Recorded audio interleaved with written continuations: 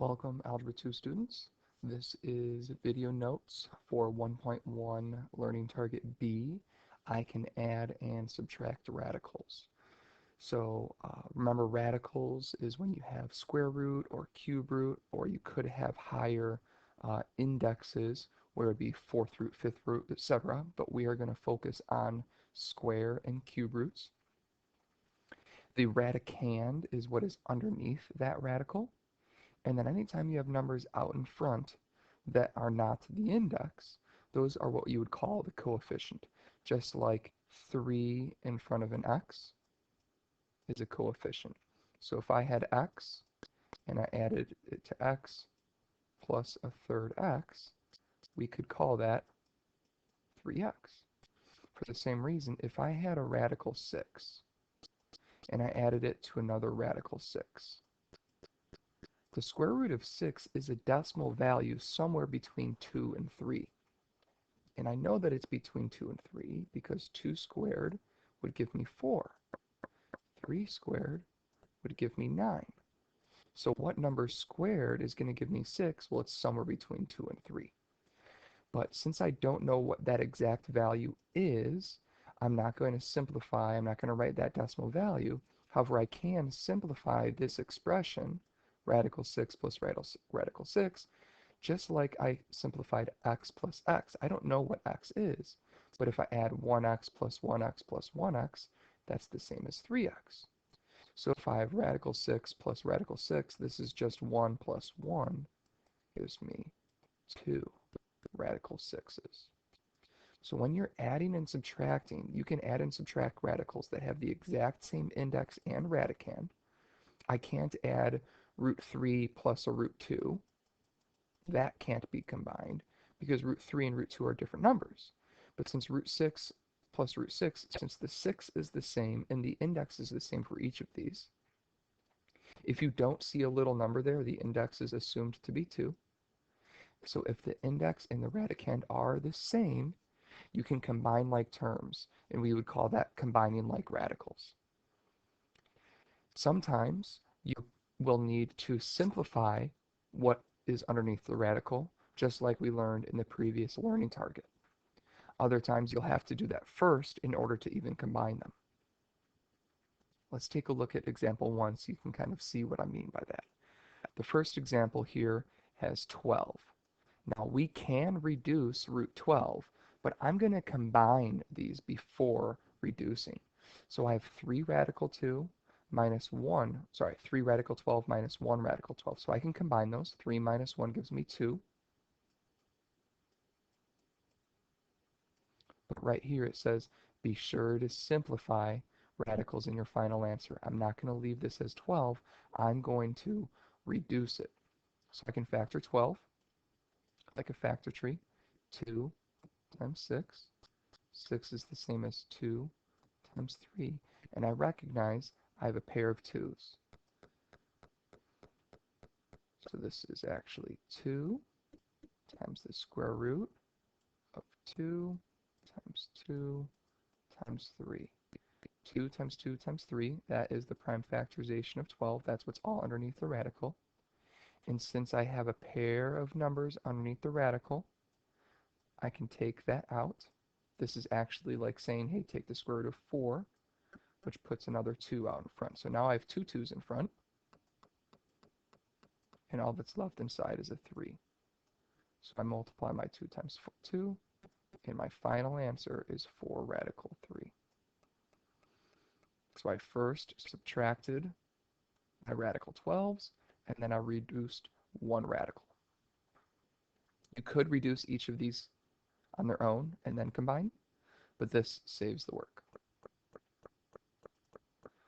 Problem number 2, these are like radicals, so I can do negative 3 minus 2, and anytime you are subtracting from a negative, one rhyme is same sign, add and keep. So you'd add the 3 and the 2 to get 5, and you keep the sign as a negative. Another way I like to visualize a number line, if I'm at negative 3 and 0 is over here and I have to subtract 2, anytime you subtract, you're going left. So I'm going further from 0 That takes me towards -5. So that is the new coefficient of radical 8. I need to test to see if 8 is a multiple of any perfect squares. So I can build a factor tree. 2 times 4, 2 times 2.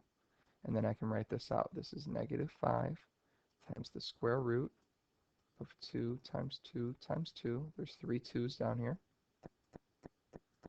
And since I have a pair of 2's, I can take a 2 out to join my -5. So I have -5 times 2, and then what's left underneath the radical is this lonely 2. So my final answer would be -10 root 2, because those coefficients get multiplied.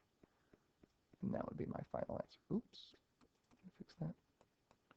That would be my final answer.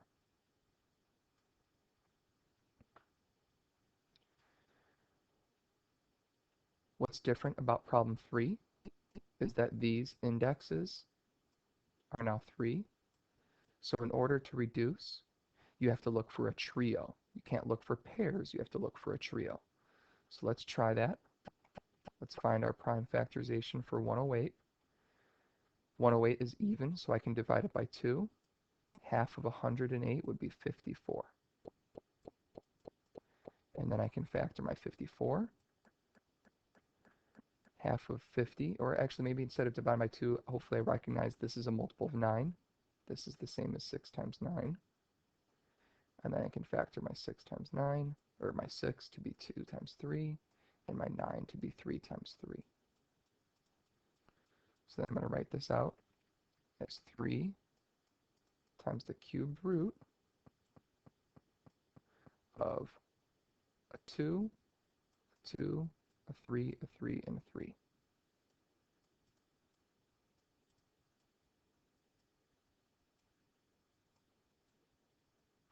Realizing some of my 2's are a bit sloppy here.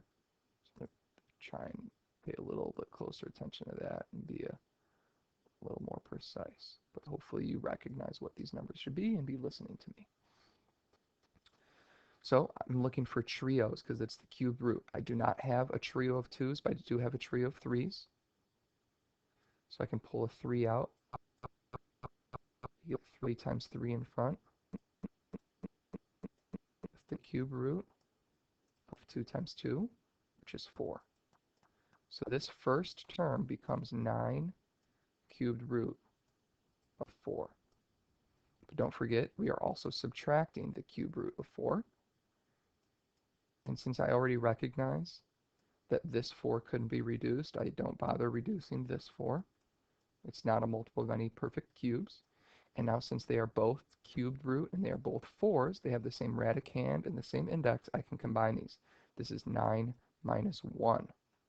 So I am left with 8 cubed root of 4.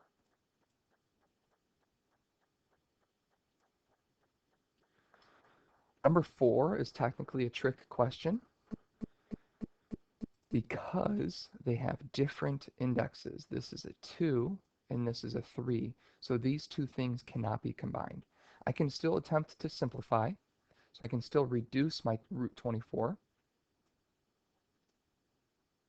2 and 12. 12 is 2 and 6. 6 is 2 and 3. So I have negative square root. I have 3 2's and a 3.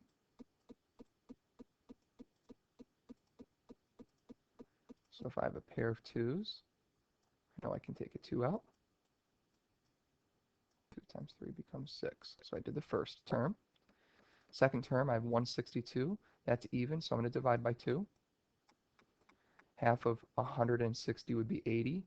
Half of 2 would be 1. So this is 81. And then I recognize 81. This is actually a perfect square, but I'm not looking for perfect squares. I'm looking for perfect cubes. So I'm going to break up 81 is to 9 times 9. And then 9 times 9, or 9 is 3 times 3. This 9 is 3 times 3. So I can write this out. It is minus cubed root.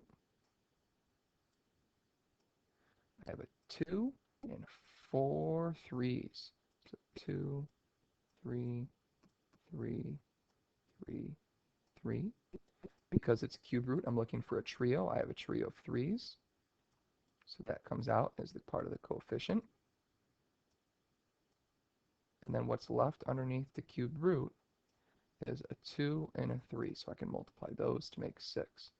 Do not attempt to combine 2 root 6 with negative 3 cubed root 6 because the indexes are different. So these two have to stay separate. This is a lot like an example if I said, hey, what is negative 2x minus 3y? Well, you can't combine those. One is x, one is y. Even if this wasn't x here and say it was squared, well, can't combine x's with x squareds. Those are not like terms. So you can only combine radicands or radicals that have the same radicand and the same index. Problems 5 and 6 are no different. You can combine the same radicals and then work towards simplifying and then combine again. So you're just going to be combining 3 different terms instead of 2 terms. Here we can combine the root 18s first and then simplify before combining again. Go ahead and attempt to combine and start to factor those on your own. So for number 5, I can combine 3 root 45 plus 3 root 45 to get 6 root 45. I'm going to build a factor tree for 12. Go ahead and pause the video and build a factor tree for 45.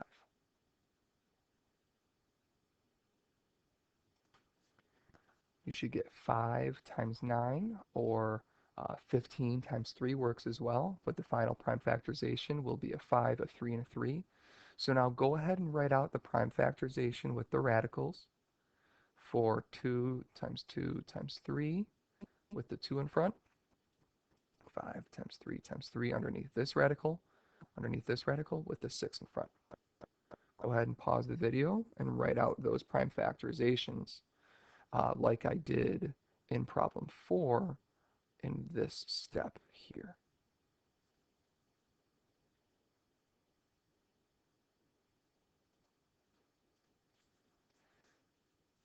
So when you write out the prime factorization for 2 root 12, you have 2 square root of 2 times 2 times 3. Go ahead, also do it for 6 radical 45. So you should get 6 times the square root of 3 times 3 times 5. So now we can look for pairs. We have a pair of 2's in this one. We have a pair of 3's in this one. Go ahead and take out a 2. It joins this 2. Take out a 3. It joins the 6.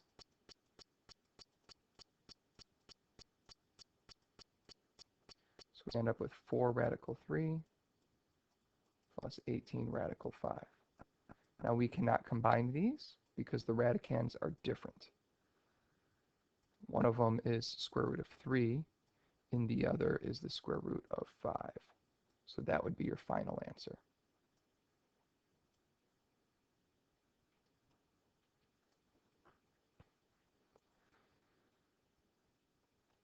For number 6, combine 3 radical 18 minus 1 radical 18. You should get 2.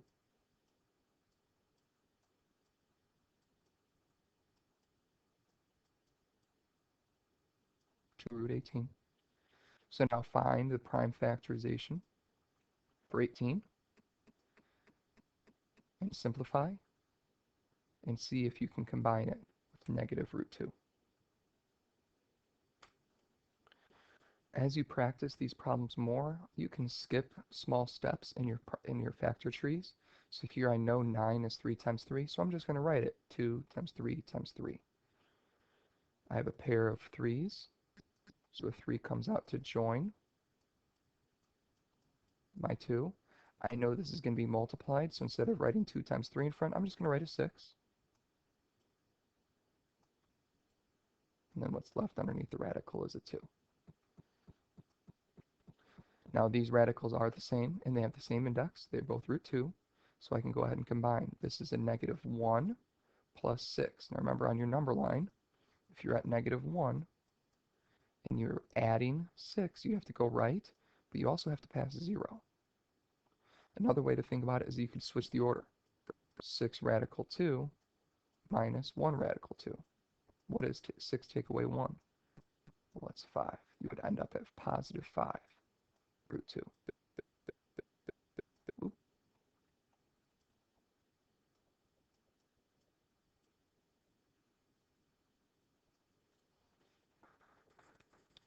All right, go ahead and attempt the back side on your own. 7, 8, 9, 10, 11, 12 do get a little bit more challenging. And after you complete attempting those on your own, you can check the answer key posted on the class radicals page.